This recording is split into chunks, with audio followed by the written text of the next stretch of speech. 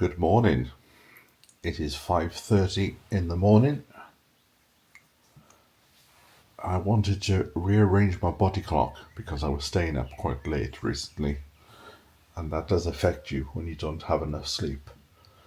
So I predict I will be falling asleep by this afternoon, but I'm going to try and break it. And I'm just sat in bed here, and I'm listening to the birds and the dawn chorus.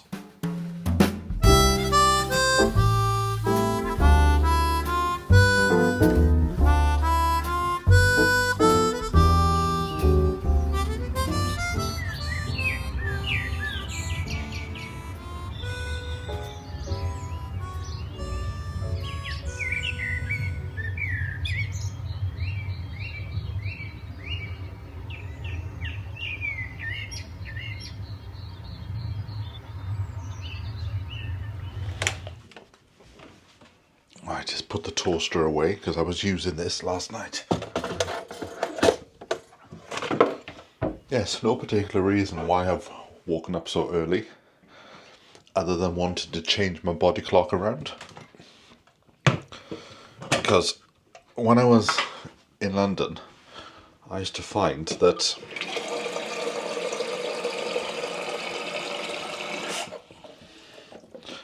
I much preferred going to the gym in the morning. Now, I'm not going today because I still need to sort things out. But some clothes that I bought for the gym, a pair of shorts and a t-shirt, that actually turned up yesterday, so I need to try them on. But I thought today, with the sound of the birds and everything, it might be quite nice to go for a walk. So I'm going to make a tea. In fact, if I do it in this cup, I can then take it with me, and we can experience the bird song. Right, that's what I'm going to do.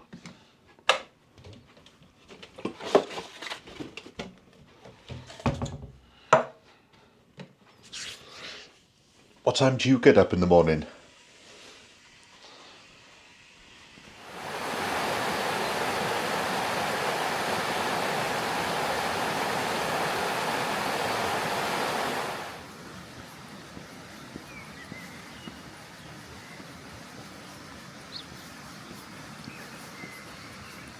I love this old gate here. It doesn't go anywhere at all except to the river.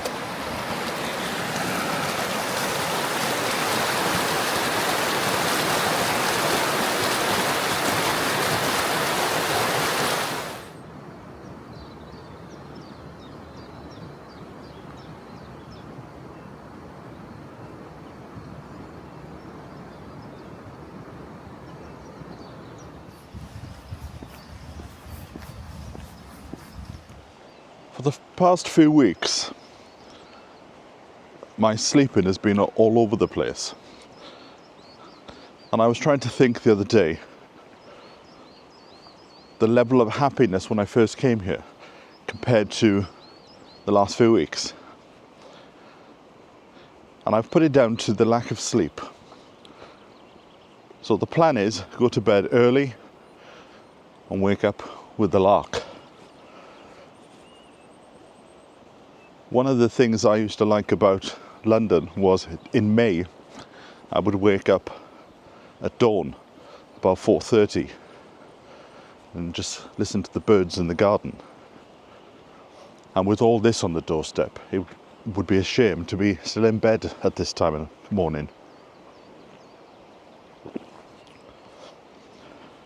And they do say, research says apparently, a lack of sleep equates to a unhealthy diet, because apparently the body craves more sugary foods if you don't have a lot of sleep. So today is the first day of the future. It might not work, but let's give it a go, isn't it? Because the whole point of coming to Wales was to enjoy the nature that's on the doorstep. And life can just be a bit busy. I haven't been out with a walking group for quite a few weeks now. So I need to schedule that in. Also, another thing, when I looked back, hold on, I got a weepy eye. When I looked back at those first few weeks, and I was going off and doing the walking group and doing loads of things, I wasn't on my phone as much.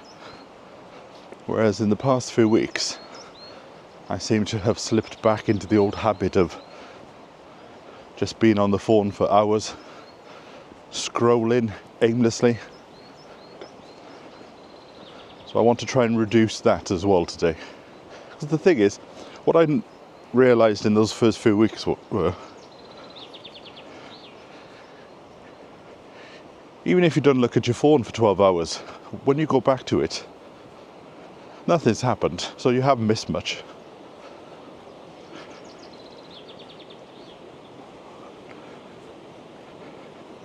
And I'd like to think I would do this walk every morning. Or at least, today in the morning, tomorrow in the afternoon. I also want to do a midnight walk, bring you out on the night of a full moon. Walk the mountains. But obviously, in the dark, I would keep to the designated paths.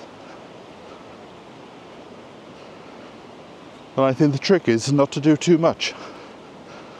So at the moment I'm thinking I'll just walk up to the car park and then go home and have some breakfast. It looks as if it could be a nice day. Yesterday I went to the allotment and the sun was out.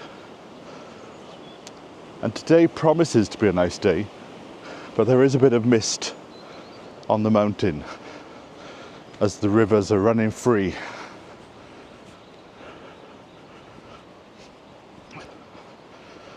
I would have liked to have experienced this area once during the coal years, because they tell me now from the research and from the old men that I've spoken to that at this time in the morning all you could hear was the tramp of boots of men walking to the mine.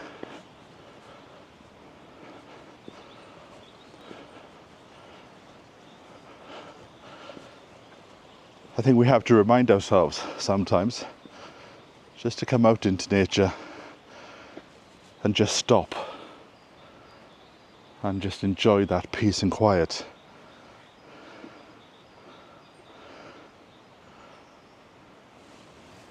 Maybe even with a cup of tea.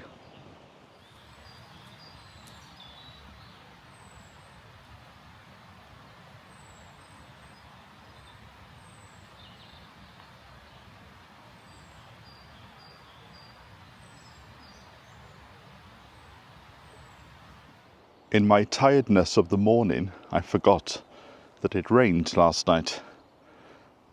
And I should have put my boots on rather than my trainers. Anyway, I'll just stick to the path and I'm not going to go far. Weirdly enough, this reminds me, there's a certain smell in the air, I can't describe it.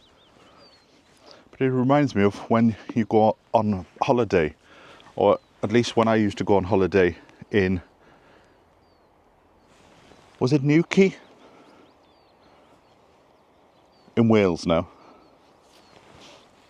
Not in Cornwall. I used to wake up early and there was a certain smell in the air. And this is what it smells like today. Nice to see spring is finally coming. Recently I've had a lot of comments of people saying I'm jealous of what you're doing. And my new motto is, don't be jealous, be inspired. My move to Wales, if you look back at the videos, the thoughts started about 2 years ago. In fact, they probably started during the lockdown, when everything was stopped. That London descended into a complete haven of quietness that a lot of people had never experienced before. And that, I think, stirred the emotions of, yes, this is what I'm trying to find, peace and quiet. So my move to Wales hasn't happened quickly. So if you are in a similar position, I'd say start to write things down, because when you write things down, they feel a bit more real. And don't put a timescale on it. Things will happen when they need to happen.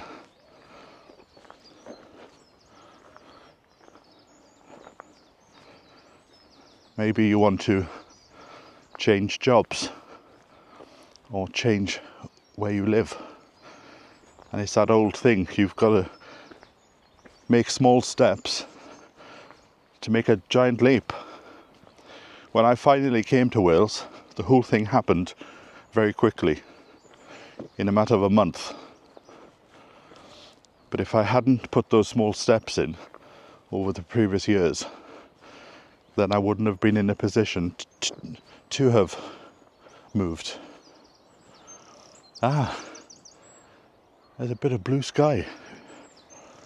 If it is a nice day, I may go back to the allotment and start clearing where the shed is going.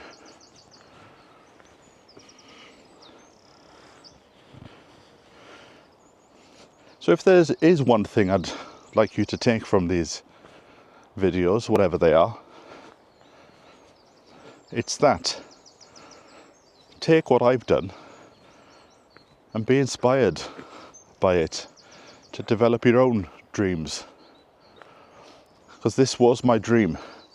I've had the life where you're running off to a TV studio, you're working on a TV show. I've had the life where you're running off to parties.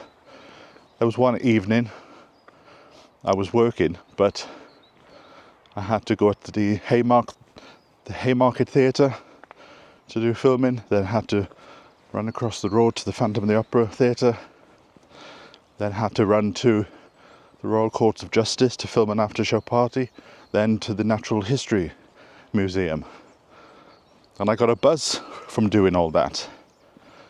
But after 15 years, you start to see, what's the point of it? Okay, the videos I was making they were entertaining for people, they were helping to publicise the shows, but it wasn't fulfilling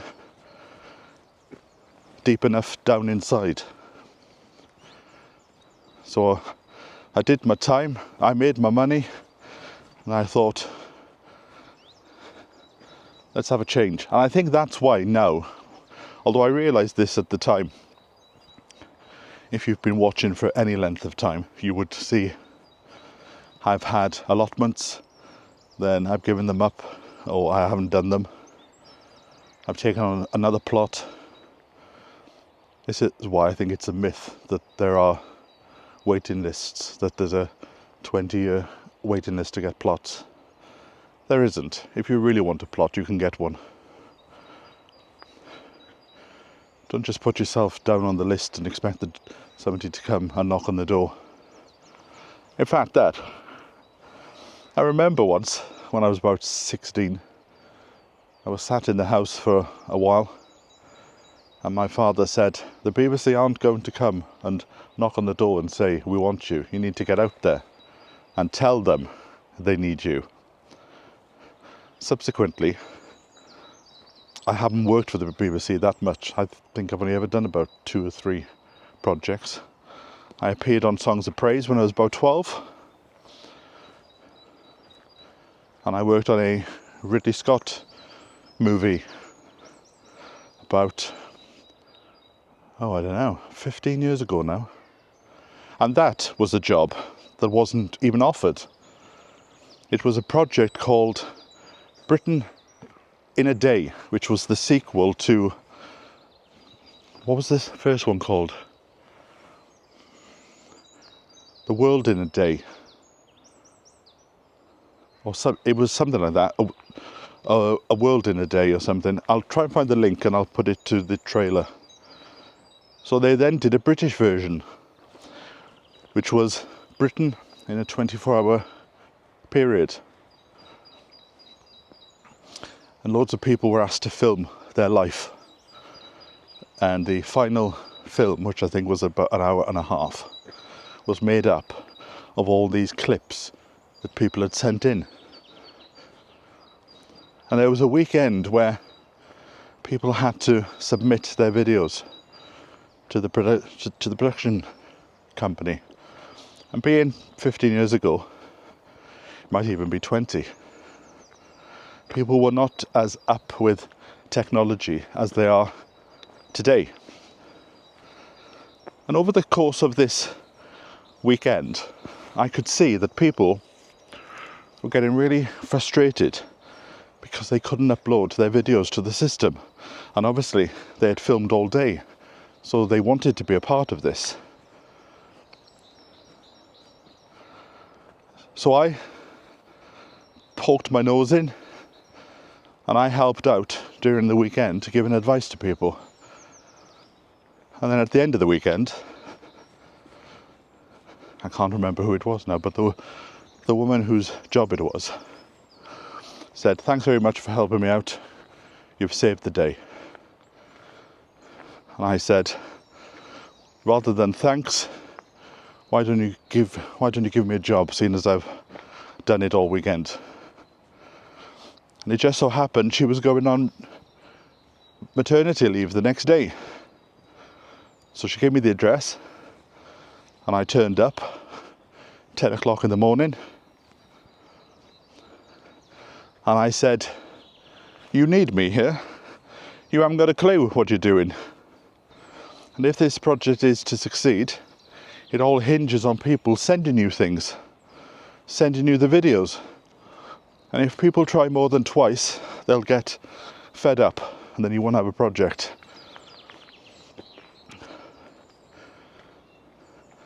And Ridley Scott said, "I don't know what I want you to do for us, but I'd rather have you in the circle than outside." And then I was given a yearly, I think it was about a year's contract to work on the film. And then I just helped with filming behind the scenes things. I set up a YouTube channel for them, developed relationships with YouTube staff, and just helped the project. I'm actually in the film as well. I filmed all day and they used about 8 seconds worth, but that's TV for you.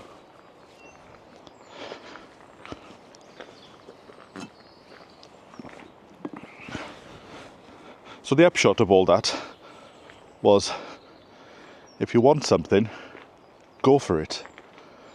The worst people can say is no. And if when you've sat down and worked all your finances, say now if you want to move home, you've worked all your finances and it doesn't work out, then just say, okay, I'll try again in 3 months' time. And in those 3 months, I'll put things in place to try and help me more. There are things I have found out since being back that if I knew beforehand, I might not have moved. But I believe that things happen for a reason.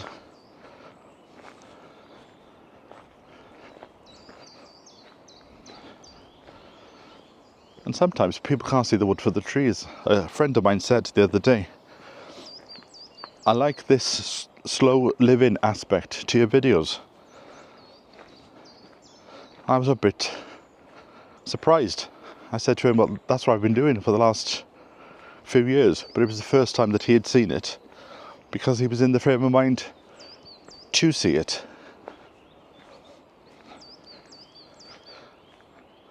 It's not about how much money you've got in the bank, as long as you can pay your bills. And this is why I want to learn things like churning your own butter. A, because it'd be fun, keeps the traditions alive, but also it helps towards my overall goal of reducing my outgoings in order to continue this life that I'm building.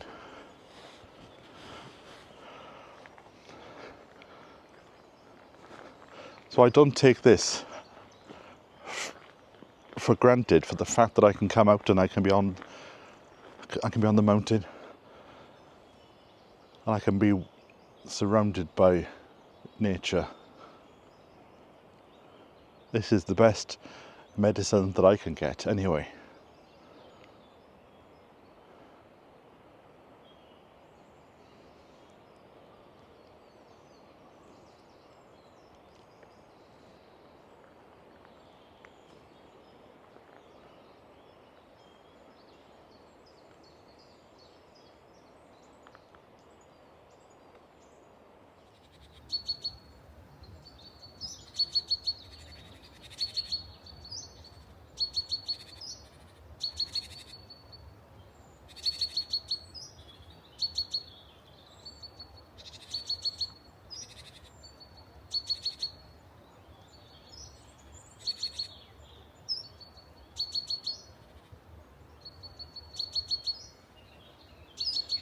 Just bumped into a chappie with a tripod, so we had a conversation.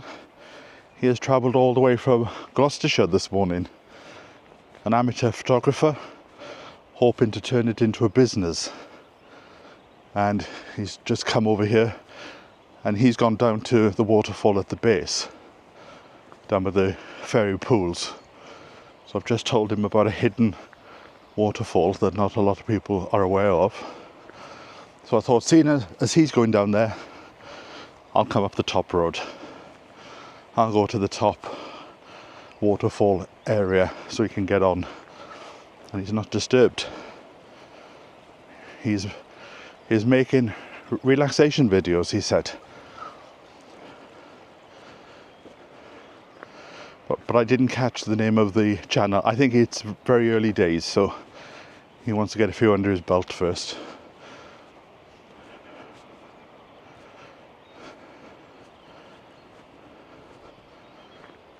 So a prime example, if you can turn your hobby into a job, then you never have to work another day.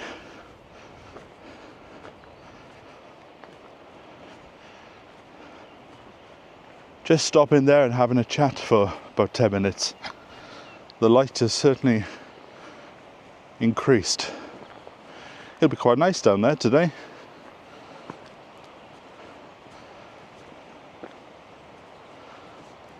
But yes, it's a pleasure to see the leaves on the trees coming.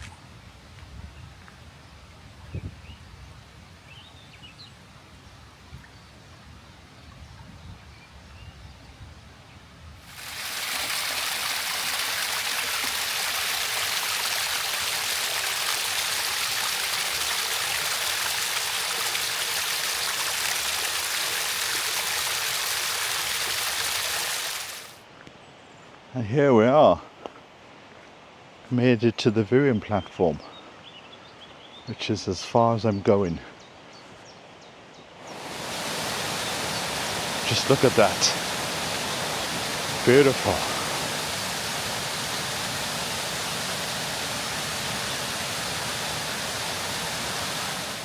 What a way to start the day. I thought I would have bumped into a few dog walkers this morning though.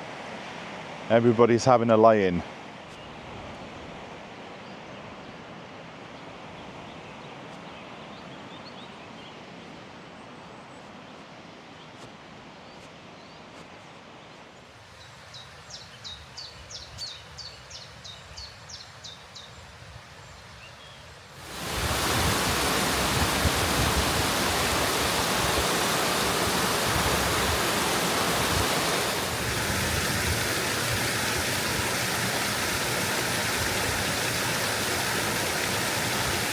In the shadow of Penpych is this area with a very attractive stone wall. And this is now a disused field. Apparently somebody in Aberdare, the next valley, owns it.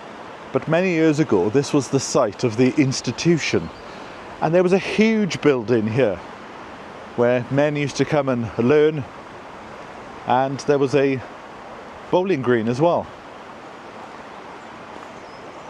But if we follow this path, we will end up by a very old farmhouse that has been here since around 18 something. Just imagine living by the side of this. Now it's a private property, so I'll just go up to the gate.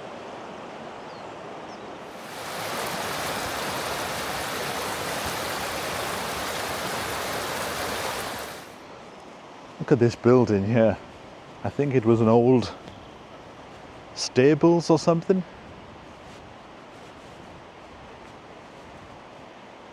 Yes, it looks like there was possibly a gate here. These two baubles on top. Yes, that looks like it was a cattle shed or something. Look at these baubles here.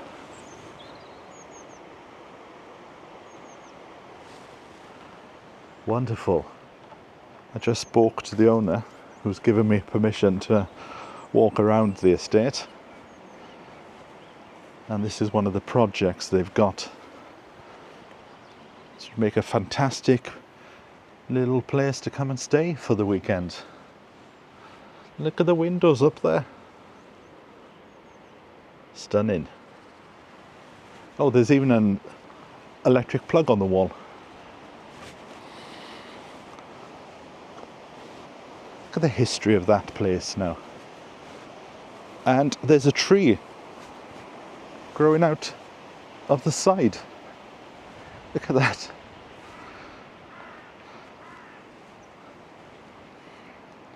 See, you just need to stand and appreciate the history.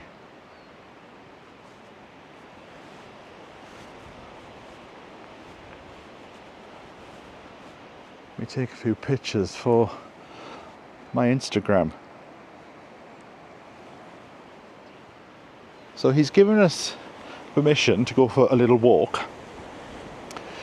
And behind here is a waterfall called Fairy Falls, which apparently is on his land.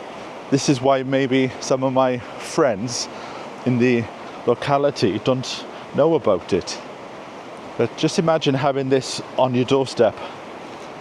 And while I was looking through my videos the other week, I found a piece of footage, I think from 1991, of me and my cousin planting daffodil bulbs at the base of this waterfall. Recording! The red light on! Right.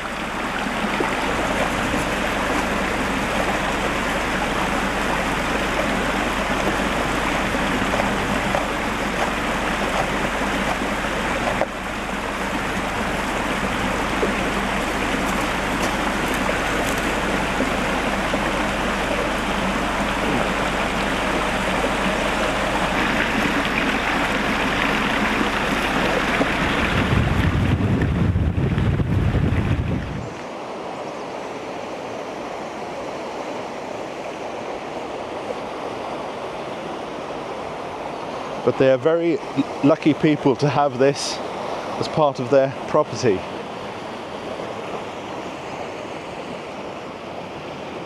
I can see the waterfall. I haven't seen this since the 90s.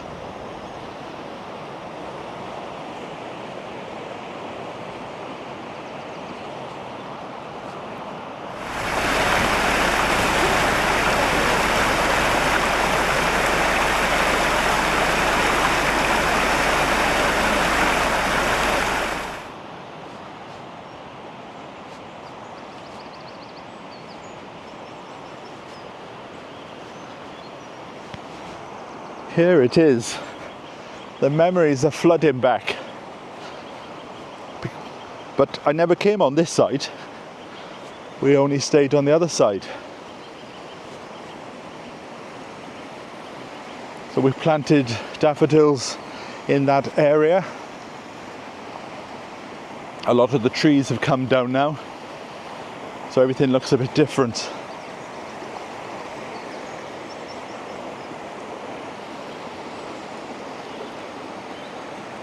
But up there is what is known as fairy falls, and fairy pools is where the dippers go, is just beyond the trees there.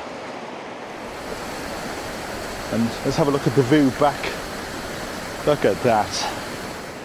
Come up here and have your sandwiches, sat on the bench.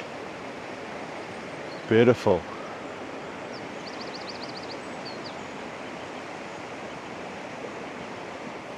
Unfortunately, with all these trees that have come down, it might be a task to get to the base, but you could, in the past, walk through these trees and right up to the base of the waterfall, where it sort of cups. There's a bit of a pool at the base where we used to go and swim, paddle then, you know, just used to sit in the water.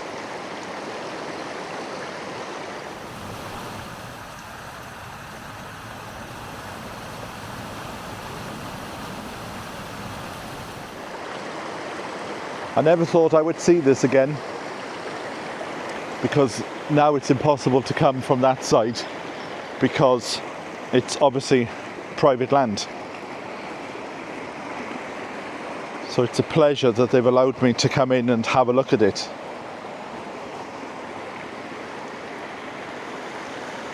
Yes, I can see the fence now.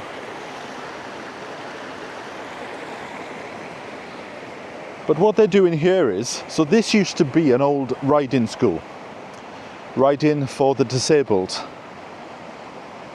And one of the women in the local village used to do this, riding for the disabled. And then I think it was also an equestrian place.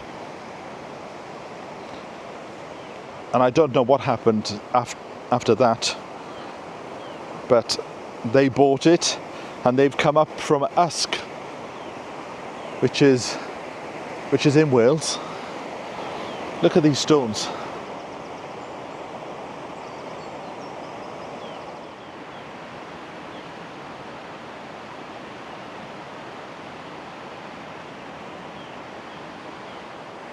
So they bought this land, and the plan is to turn it into something. They've got an Airbnb here, and if I find the details, I'll put in the description below. They have an Airbnb, and they've got many plans to put a camping site, and I think it would be great. Bring people up, allow others, you know, we can't just keep this for ourselves. Allow other people to come and have a look at the beauty. So the stream to the right, if I was to walk up that stream, that would take me to the base of the waterfall that we went to this morning. But it's such a pleasure to see the fairy falls again. But just look at the old stones just lying around. And the trees, when the trees fall down, it's best just to leave them there and let them go back to nature. Many, many years ago, back in around 1991, I was involved with a project called the Rediscovering Forum, which was a group of people that had got together to improve the place, such as hanging baskets and benches. And it then developed into something called Cwmni, which stayed here for over 10 years. And I remember this madcap idea that came out, that the field up there, the green field, that we were going to rent it or buy it. I can't remember now. But we were going to put some ostriches there to harvest the meat. Never happened, but can you just imagine, you've come up to the Rhondda valleys, you expect to see sheep, and there's an ostrich. Some of the ideas that have come up in the valleys over the years. When we go up to Blaen Rhondda, I'll tell you about Western World, but that's a story by itself.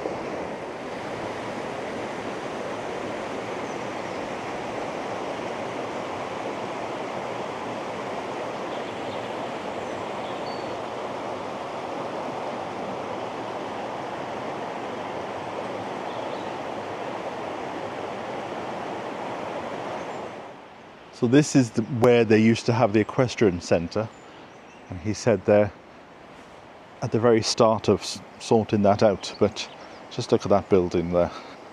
And the building beyond it, that is where the Airbnb is. Could you just imagine waking up in the woods?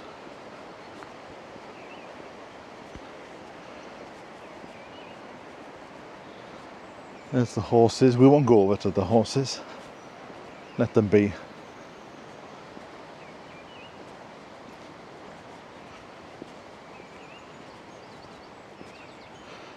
And then this is the house, which has been here since 1823. And then the Airbnb by the side of it.